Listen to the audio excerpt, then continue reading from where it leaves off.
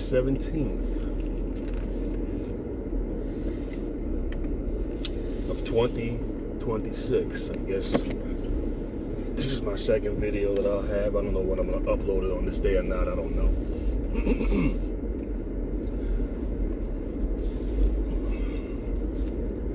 There have been a couple of people taking losses.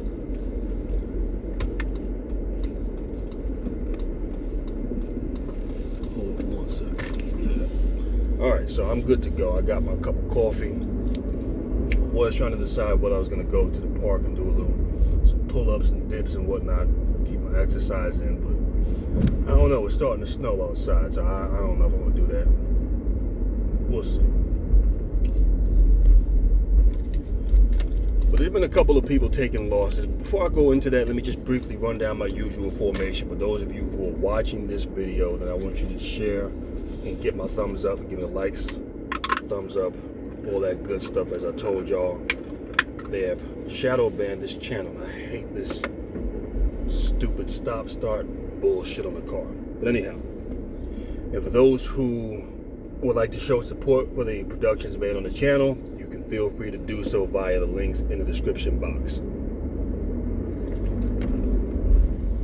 There's been quite a few people taking losses this year. Well, I shouldn't say this year. This was going on throughout the course of last year and still continuing to go on now.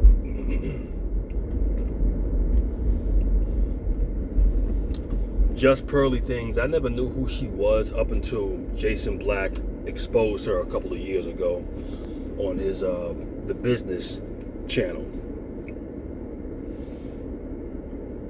But I just sat back, and I'm sure many of you have seen this also, her having this debate with ahk.bid.ak. All right.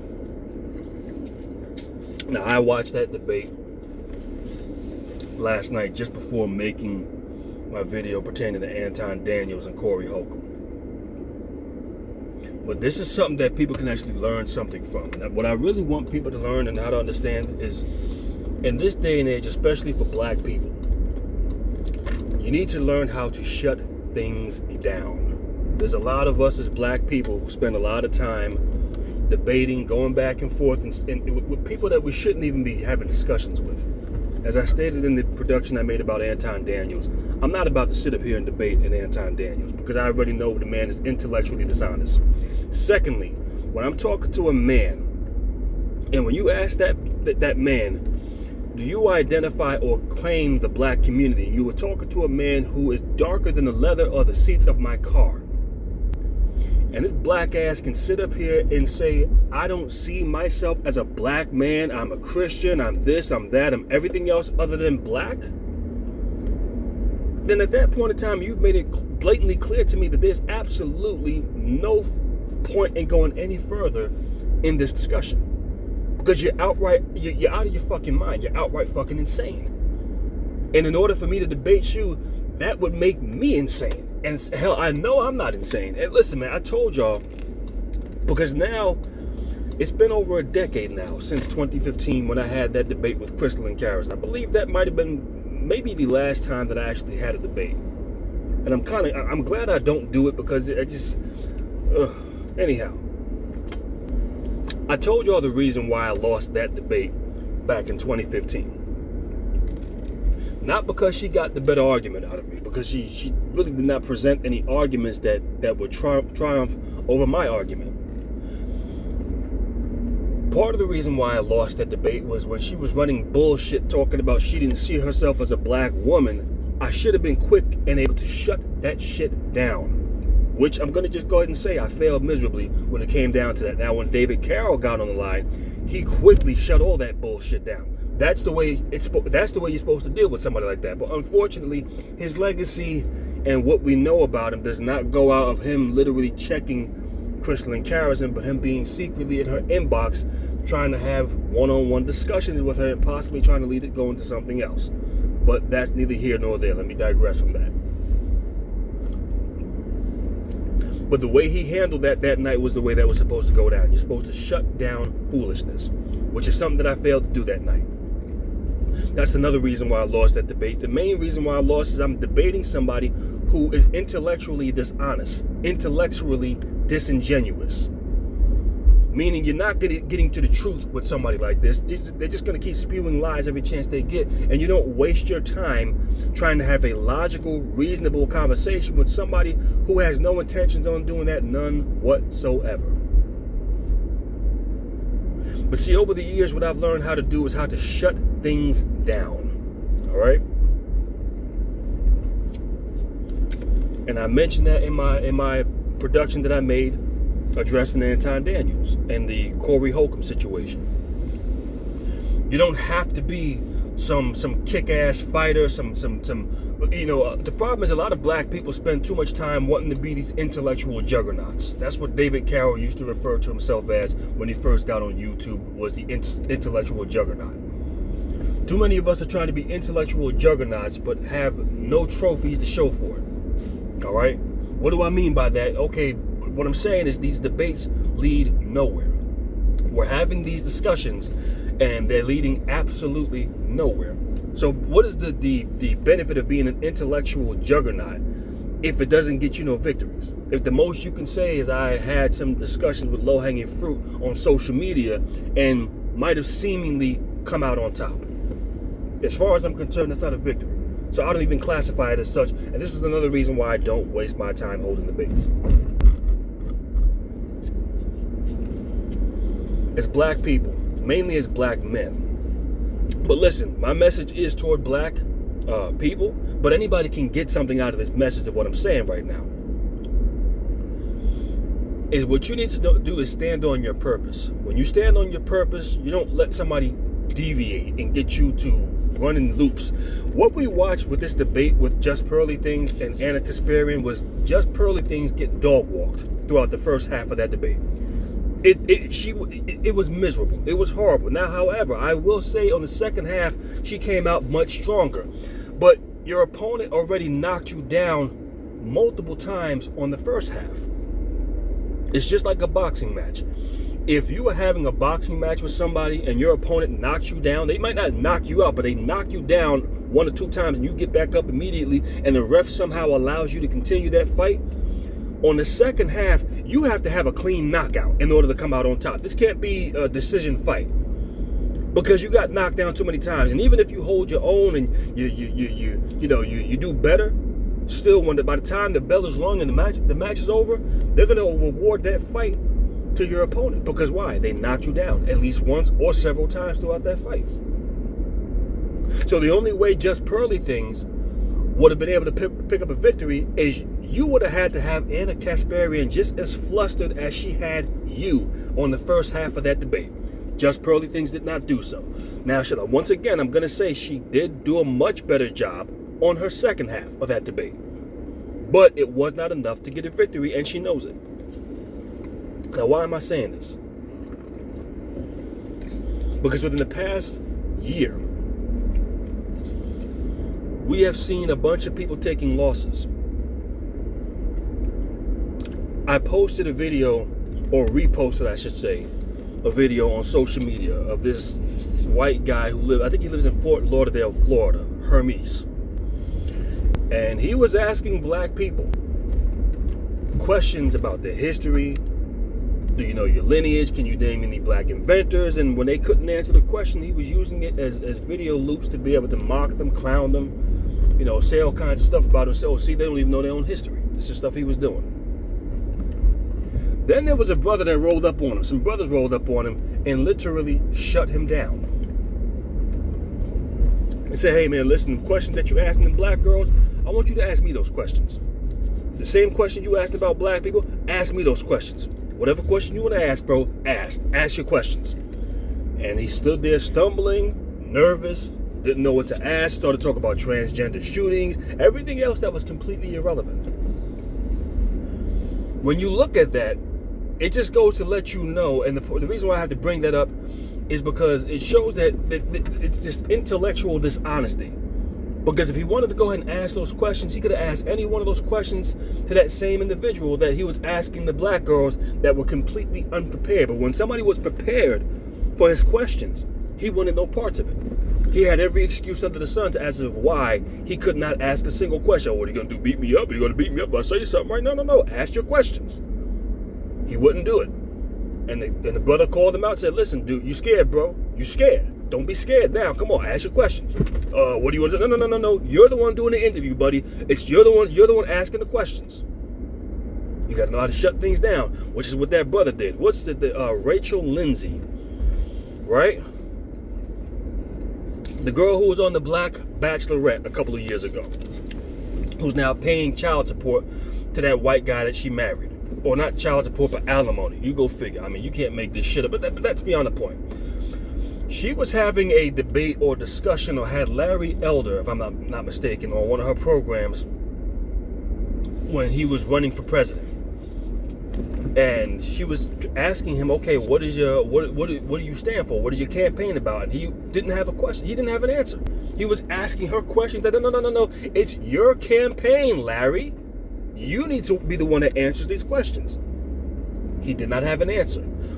People can say what they want to say about it, but what I want people to notice is how she quickly shut down his foolishness. It's the same thing. What's the damn lady's name? The Indian lady that was running for president. I forgot her damn name, right? But there was a white guy asking her questions about one of her policies, and then she asked him, well, what would you do? No. I'm not the one running for president here. Come on, guy. Can you pull over a little bit more if you're going to do this? These guys don't know what they're doing. Jesus Christ. Anyhow. But they brought it right back to them. Like, listen, man, I'm not the one running for president. It's your campaign. You're the one that needs to answer questions here. I'm not here to be interrogated. I'm not running for office.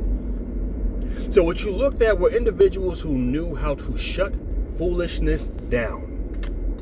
And it's the very same thing that black people can learn something from, especially black men. I'll give you a few more examples before I actually discuss this whole, I'm 12 minutes and 14 seconds in. So as I stated, over the years, I've become very good at shutting things down. I'm very shut down. If you come to me with foolishness and I'm there for a purpose, listen, we're not going to have that discussion.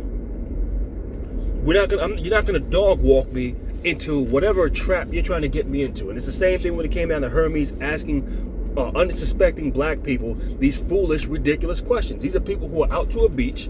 They're out to enjoy some sunlight, or they're out just about doing whatever they're doing, and here you have this random white guy asking you questions about your own race and lineage. At that point in time, you're not supposed to sit there debating with him. Who the hell are you is the first thing I want to know. And why are you asking me these questions? That's how you start to shut the shit down. Who are you, and why are you approaching me asking me this shit? Well, bro, there's no reason to get upset. No. I'm out here handling business. I got other, more important things to do. Why are you here asking me these questions, trying to drag me into this shit? That's just how you shut that down right then and there. And anybody who finds himself in a situation where a random person is trying to ask you, have a debate with you on random subject matters that you were not prepared for. I mean, what was it? Shortly after the Charlie Kirk shooting, you had these white conservative males showing up to an HBCU, unannounced, unplanned, setting up a table, leaving posters with subject matters that they wanted to discuss, and saying, hey, let's have a debate. No, motherfucker, nobody's here to have a debate with you. And then you had a bunch, when they got ran about that damn school, you had a bunch of white conservatives who were upset with that. And I'm going to say this much right now. When you stand on business, when you stand on your purpose, and you don't allow somebody to drag you into a situation that you're not supposed to be in, that's how you respond to things. Because the first thing is, wait a second, who are you? How the hell did you get here? Why did they allow you onto the campus? You know what I'm saying? If you wanted to have a debate, it'd have been one thing had you showed up and said, hey, we would like to plan a scheduled debate. Give us 2 or 3 or 4 or 5 of your intellectual scholars that you have here, and we want to present some of our intellectual scholars. This is what we want the subject matters to be about. This is who we are, so you can look us up and you can do your research, and we can go ahead and we can actually have a legitimate discussion. See, that's how actually having a debate in good faith. When you show up and you catch somebody unsuspected, I mean, just think about it for 1 second. You couldn't go to a professional boxer who's working out in the gym and say, hey man, I see that you're training in the gym. Put your wristbands on, your tape on, put your gloves on, put your dupes up. I want to have a boxing match with you right here, right now. That's not going to happen. Now, you might get knocked the fuck out depending on what type of mood he's in, but if he's serious about having a legitimate boxing match with you, most likely it's not going to happen right then and there. Why?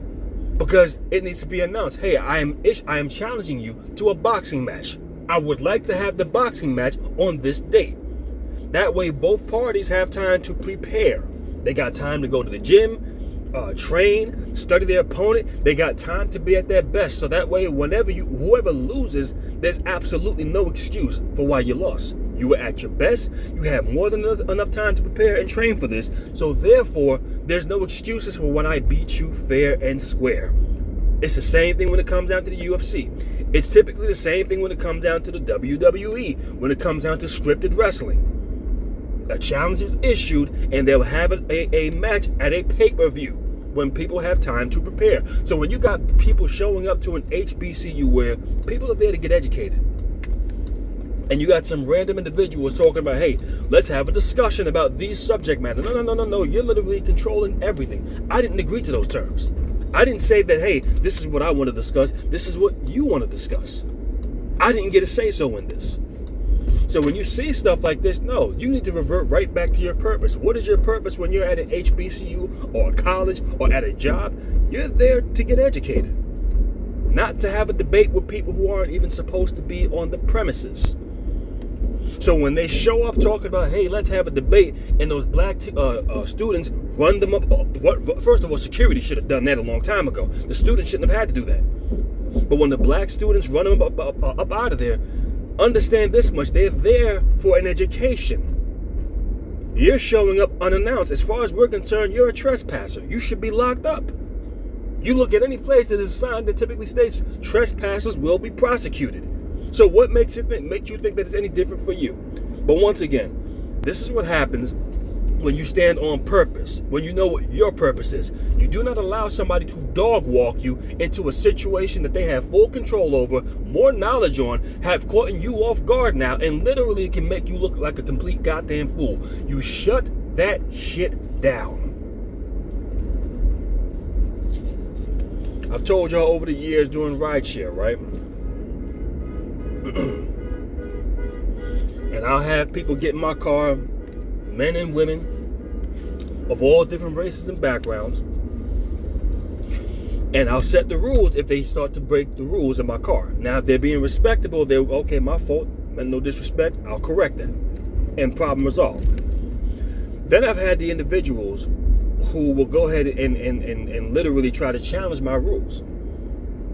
And in my car, it's my rules. There's no discussion. If I tell you that this is what the rule is, I got a damn good reason for why that is. I'm not about to explain that to you. Why? This is my vehicle. So you can either respect my rule or you don't get in my car. It is just that simple.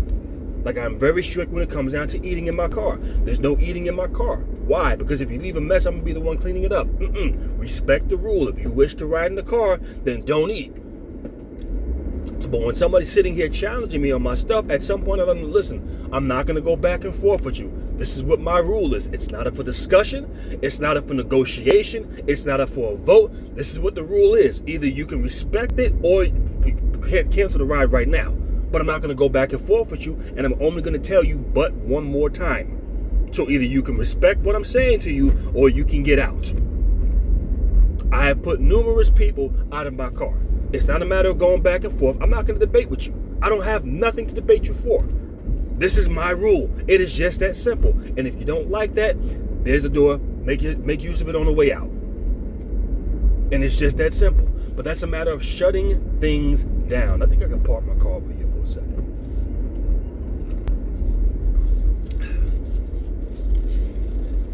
And when you know how to shut things down, you don't allow somebody to get you into an unfamiliar territory, because this is a lot of the time what happens. So that is one of the most important things that a man can do, is know how to shut things down. Now, when we look at this debate between Just Pearly Things and Anna Kasparian, and this is the same equivalence to when I tell black men, or what I've told black men years ago, don't call them Cynthia G's channel looking to debate her. Because many of y'all have found yourselves getting dog walked. This is part of the reason why you don't find me on people's panels having debates. Because when you stand on purpose, I don't have to go to your channel to hold a debate. In many cases, people who hold channels with purpose are not on other platforms holding debates. They speak their ideology, they speak to conviction of their ideology, and they keep it pushing. Now, typically, if they're going to have, well, I don't have to get into that. Let me just say this. When it comes down to Pearly Things and Anna Kasparian, I looked at that, and just Pearly Things, the first half, she got totally annihilated. I got secondhand embarrassment looking at it. Just the way she froze up, just had this look of embarrassment in her face, complete, utter humiliation. However, the second half, she did do a much better job. You see, the thing is, when you look at people who know how to shut things down, they respond in a certain way, right? As an example, if I ask somebody a question, let me say if I say, okay, can you tell me what time it is right now? And you start ladder gagging and pussyfooting and talking about everything else rather than what I asked you, I'm then going to bring it right back to what I asked you. You start saying, well, the sky is blue and the clouds are purple and the grass is yellow and the streets are orange. And no. That's not what I asked you. Can you tell me what I just asked you? You see, when you respond like that, when somebody starts trying to bullshit you, now you're putting them on notice without even having to put them on notice that I know what you're up to and I'm going to shut it down right now. So when I'm sitting back and I'm looking at a debate or when you have a discussion with anybody, when somebody knows when you're dealing with bullshit, they know how to quickly shut it down and bring it right back to the original source. This is where we're at right over here. So if you're going to go into all of these different avenues and different subject matters and different roads and streets, then you have to be able to tie that back in to what we're saying right now. And if you can't do that, I'm going to look at you and say, once again, that's not what I asked you. Can you tell me what I asked you? And I've seen many of people, hell, I have done this numerous times with individuals attempting to run BS on me. So now when we look at Anna Kasparian's debate with Just Pearly Things, Anna Kasparian is a seasoned veteran. Anna Kasparian is a shark in this. She's one who is witty with her words. She is snappy. She will try to throw you off course. However, she is not a good debater. Just looking at what I've seen last night with that debate, she is not a good debater. Which, the reason why she came out on top with such a, I can't even say flawless victory. The first half was a flawless victory. The second half, Pearl did a much better job. But when you initiate insults, that right there, it typically is a sign that you have lost the debate. But when you already had knocked the individual out, I can't even say that. And listen, man, I don't have a problem if she insults Just Pearly Things, because Just Pearly Things is a grifter, or Pearl, whatever she wants to go by nowadays. She's a grifter. She's not somebody who truly believes in what she's speaking about. She's just one doing it, pandering to men in order to get likes, subscriptions, views, sponsorships. This is what she's doing. This is all it really is.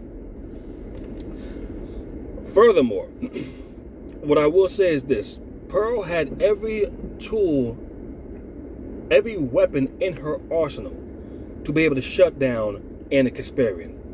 She did not know how to do that, especially on the first half. She had no follow-up questions. She let Anna Kasparian continue to talk over her. And the thing is, like I said, key thing is you need to know how to shut things down. So as an example, let's say you're having a debate and the person that you're debating asks you what time it is. And you start to answer the question and say what time it is. Well, the time right now is, and before you can even finish answering the question, they start throwing another question. This is what Anna Kasparian does. This is what a lot of people actually do, by the way. And as you start answering that question, they throw another question in there. And then there's another one. And before you know it, you got tied up into 4 different knots and don't even know how. But see, when you know how to actually shut things down, and when somebody asks you a question, okay, what time is it? And you start to tell them what the time is, and they start throwing it. You say, no, hold on a second. I'm talking right now. All right? You ask me a question. I am answering your question. Do not interrupt me as I am answering your question. When I am done, then you can respond. See, what you've done right then and there, is you have put them on notice. Now everybody who's sitting back watching knows that what they're trying to do now. So if they continue trying to fluster you or bombard you with a bunch of questions, we know you're not winning the argument. You're doing this to create confusion. This is what many debaters actually do, and a lot of them are not actually good debaters because they don't actually stick to the subject matter. Before you know it, if the subject matter is about one thing, it gets taken into so many different levels, it's not even funny. See, the problem is, had I been sitting there having that debate with Anna Kasparian, I would have been able to shut that down immediately. Immediately. The insults, immediately I'm shutting that down. Don't disrespect me, okay? I've been respectful to you. You disagree with me. However, do not disrespect me. Okay? Keep it professional. If you claim to be a professional, then you're not going to throw insults. See, that's when you start to put them on blast. Now you're letting it be known that no, you're only doing this because you're pissed off, because you're losing. Let me just say this. You don't have to be the best debater out here. However, you do have to know how to shut things down.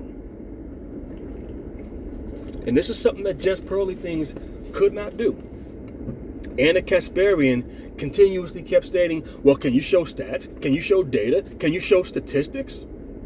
And that was such an easy slam dunk for just Pearly Things. That was, I don't know how, listen, man, like I told y'all, every weapon available was inside her arsenal. She had a gun with bazookas, rocket launchers, semi-automatics, AK-47s, Uzi 9mm, whatever you can think of, it was there. The Glock 9mm, all you got locked and loaded, safety's already disengaged. All you got to do is just grab one and pull the trigger. She failed miserably. She stood there looking flustered. She stood there going for just getting dog walked. Anna Kasparian knew she had it in the back pocket. I'm gonna just walk you now. I'm gonna dog walk you. Hurts, huh? Does it, Pearly? Think this is what she was saying because she knew the victory was already in her hand. Listen, let me say this much right now. I've had discussions with people over the years, and what I've noticed, and this is mainly around the pandemic, is when you're challenging narratives, what they start doing is saying, well, what are your stats? What sources did you get that from? What are your statistics? Start saying all of this stuff, attempting to actually discredit what you're actually saying, but never actually disproving the point of what you are saying.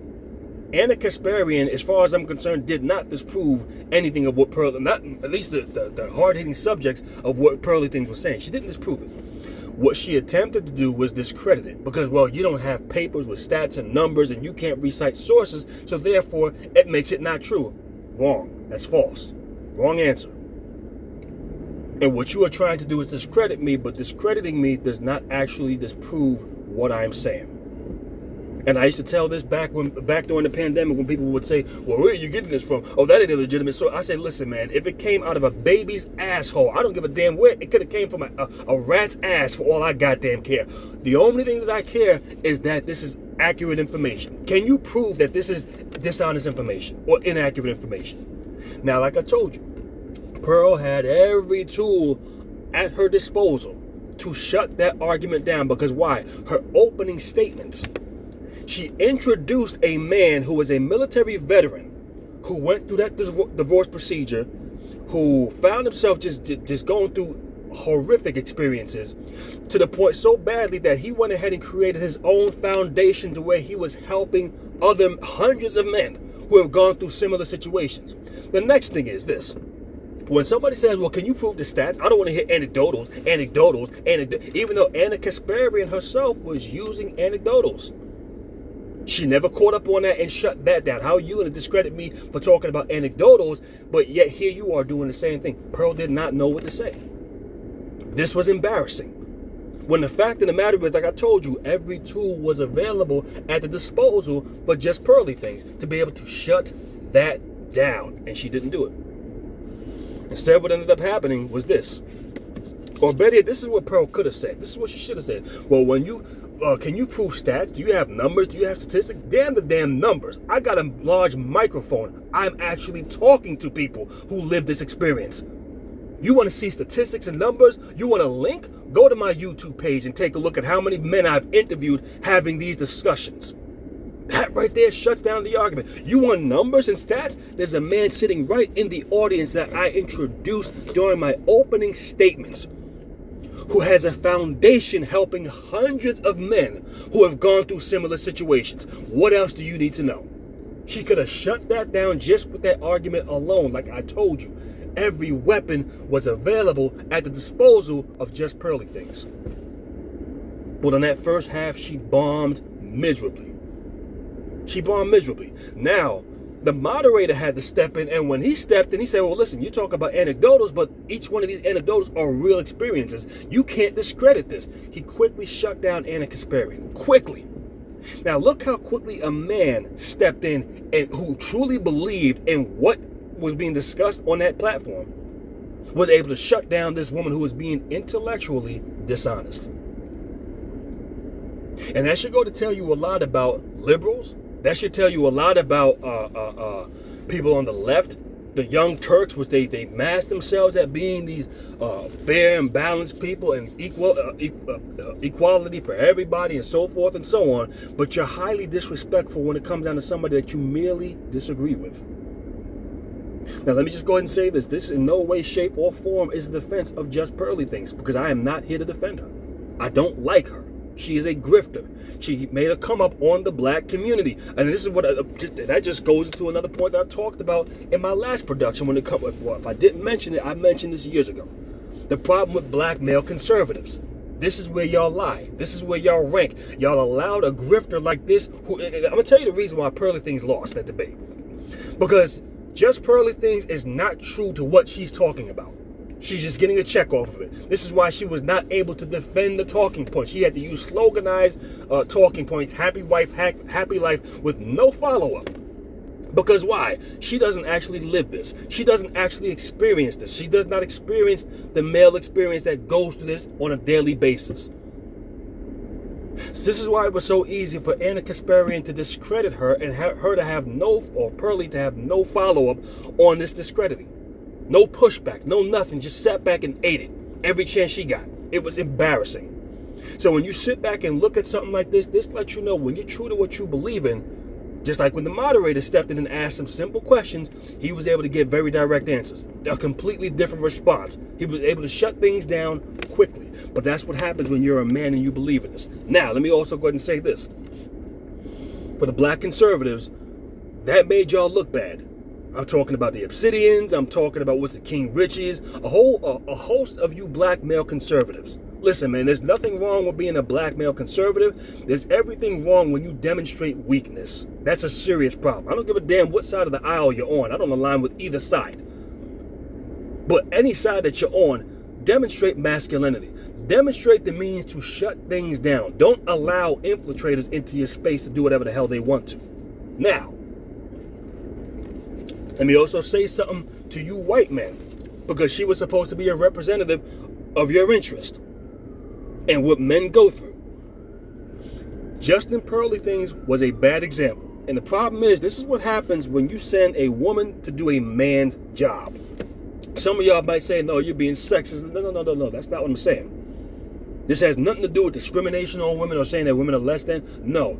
The issues that men go through when it comes down to the marital systems and the child support systems, that's mainly exclusive to men. So therefore, when somebody is speaking up on this, it is crucial when it comes down to integrity. It is crucial when it comes down to consistency and continuity, that you have a man speak up on the interests of men issues, not a woman. And I've seen this far too often in way too many black male spaces where y'all are allowing these women to come in and have these high-ranking positions and almost be somewhat of these authority figures as spokespersons for men. Now, if a woman wants to speak on the behalf of men because she truly believes in that and she's doing it on her own accord, that's fine. I don't have an issue with that. But when it comes down to, okay, we need a soldier to get out here and get on the front line and represent us, who are we going to put out there? If you men are putting women out here to speak on your interest, whether it be white men, whether it be black men, if you are sending women to speak out on the interest of men, and when I'm talking about men, I'm talking about everybody as men as a collective, and you have something like this take place, which I can't confirm, whether men had Whether men are looking, or whether white men are looking at Pearl as a representation of their talking points. But if this is, then this looks horrible. This is terrible. This was a flat out disgrace, and this is what happens when you send a woman to do a man's job. Just that simple. Because you sent somebody out here who is not true to the goddamn cause. You sent somebody out here who had every weapon within their arsenal of readily and available at their disposal, and she failed to use one. This is why she got dog walked, mopped, spanked, whatever you want to call it throughout that first debate, or that first half of the debate. It was pitiful. I have never had such secondhand embarrassment in my life. But that's what we're dealing with. Because Just Pearly Things is nothing more but a grifter. This is why she could not articulate simple talking points. This is why she could not give simple pushback. I mean, this is a woman with a large mega microphone who speaks to men all across this nation and globally. And you could not articulate the issues of what was going on with men. When she's talking about stats and data, I don't need stats and data. I actually talk to people. Isn't this something that Jason Black states? Listen, man, forget about, well, he doesn't say forget about stats and data, but he says, listen, anytime somebody wants to challenge my talking points, I'm actually out here. You can call me. Whatever you want to say, you can call me. When somebody disagrees with him, when we need to get his so-and-so's information up, you need to give me a call within the first 5 minutes to articulate your points and regale us on your knowledge.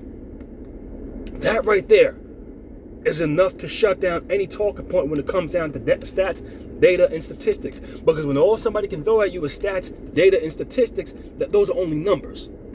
Those are not real life experiences. You don't know the person behind each number or whether those numbers are completely fabricated. You don't know this. But when you actually have real experience and you're out here talking to people, that far supersedes any numbers, stats, or data, or statistics. And I told y'all years ago where I stand when it comes down to, I don't even talk about that statistic bullshit because I found, listen, we've seen time and time again, I've showed y'all what damn near 5 years ago, that these numbers are heavily skewed. That every 5.5 hours, a black woman is killed by black. I showed y'all that. The videos are still up. Go back to 2022 and look at my videos. I showed y'all the data on that. The numbers are manipulated. There's one-sided research. There's not a full, broad perspective of any goddamn thing. It's just a matter of how are we going to manipulate this and spin this the way we want it to be. But when you are actually out here having real life discussions with real people, you're meeting people, you're traveling the world as Pearly Things has done. Met up with plenty of you black male content creators. Met up with plenty of, hell, had an interview, I think, with Nick Fuentes, if I'm not mistaken. She should easily be able to articulate the experiences of what these men have gone through. In that first half, she failed to do so miserably. Why? Because you are dealing with nothing more but somebody who is a grifter, and this is exactly what happens when you send forth a woman to do a man's job. I'm going to say this much, men. If we're going to be taken seriously as men, then you're going to have integrity, consistency, and continuity. That's just speaking for us as men, as a group in this country or worldwide. Now, when it comes down to black men, we got to take this up a notch further. One of the most important things you can learn how to do is learn how to shut foolishness down. You don't have to win every single debate that you come across. You don't even have to engage everybody who wants to have a debate with you. You don't have to be the best fighter in order to win in order to beat juggernauts. And let me just say this much before I close this out. Back in 2011, Brock Lesnar, the former UFC fighter and does professional wrestling, he went up against Cain Velasquez. All right, and he was under the impression he was going to beat him. He was overconfident in that match, and what happened is he went in that fight and he lost miserably. Now, many might arguably say that Brock Lesnar is the better fighter than Cain Velasquez, and let's just say hypothetically that were true. Cain Velasquez did not beat him based off of, well, I'm just such a better fighter. Cain Velasquez beat him with basic rights and lefts. Cain Velasquez was just the smarter fighter that night. We can arguably say, I'm not going to discredit Cain Velasquez, and this is in no means, way, shape, or form to discredit that champion, because he's beaten some of the best people and has become champion. So you lose to him, you have nothing to be ashamed of being beat by Cain Velasquez. But like I said, arguably some people might say that Brock Lesnar was the better fighter. And might say, in my opinion, I think Brock Lesnar lost because he charged the fight, he went into aggressive, and he drained his tank before he even knew what the hell happened. And before he knew it, with all that strength, power, and explosive energy that he has, he found himself being a sitting duck, just waiting to be had. All he could do was cover up and try to minimize the blows as best he could. Now, if that would have happened again, would Cain Velasquez still beat him? Many might arguably say probably not. Now, later on that year, Brock Lesnar lost to Alistair Overeem, which I just think he was outmatched, but that's just my opinion. But anyhow, I mean, it just goes to showcase knowing how to be smart, knowing how to stand on your conviction, knowing how to stay in your lane and how to occupy that lane thoroughly. Let me plant my feet here. So you're going to have to come and meet me on my level if you want to engage me. That's knowing how to shut things down. You don't have to be the best fighter in the world. You don't have to be the best debater. You don't have to be one running around having a dick swinging contest everywhere you go. You have to know how to shut things down. And once you know how to do this, you'll be surprised on how much foolishness you alleviate out of your life. So once again, what's it come down to black men? Having frivolous debates, let me get this car moving now. Having meaningless discussions and going back and forth with people that you should not be debating with, letting a random stranger catch you off guard and drag you into their realm. No, that is almost a definite loss. It's almost a guaranteed loss. It's just something that you never do. And furthermore, when we look at this debate with Anna Kasparian and Just Pearly things, Just Pearl or Pearl, whatever she wants to go by, to you white men, if this is true, then this is what happens when you send a woman to go out and do a man's job. Never send a woman to go be your representative to speak on your interests when it comes down to men. Always have integrity, consistency, and continuity. And with that being stated, that's all I got to say in this production, and I'll catch you on a later date.